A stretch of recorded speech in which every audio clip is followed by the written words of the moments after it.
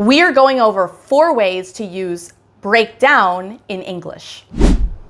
Now, breakdown basically means to separate something into smaller pieces, whether it's information, a machine, or an emotional response. The first way that we use breakdown in English is when we talk about dividing or analyzing something into smaller parts. Let's look at a few examples. I'm going to show you some examples of how we would use it in a business setting and also in a school setting. In a business setting, you could be in a meeting and the manager says, let's break down the sales report to identify which products are performing the best. Maybe you're in a meeting with a manager and the manager says, let's break down the data into categories to see the trends. Additionally, you could be having a meeting discussing customer retention, and your colleague says, we need to break down the customer feedback to understand what improvements we need to make.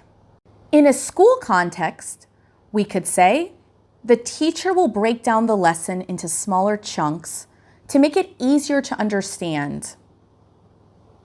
Also, we could say, in the science experiment, we need to break down the procedure step by step to ensure accuracy. Additionally, we could say, the student had to break down the novel into key themes before writing the essay. The second way that we use breakdown is when we are referring to either a machine or a system that stops working or fails. Let's say you're driving to work and all of a sudden your car stops working. You could say, my car broke down on the way to work. The third way that we can use breakdown is when someone experiences an emotional collapse or becomes very upset. Let's look at an example. This gentleman here just had a conversation with his girlfriend of many years, and his girlfriend told him that she no longer wants to be in a relationship with him. We could say, he broke down in tears after hearing the news from his girlfriend.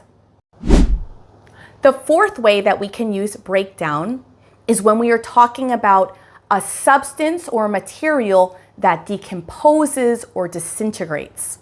Let's look at an example. Here we could say, the food waste will break down naturally in the compost.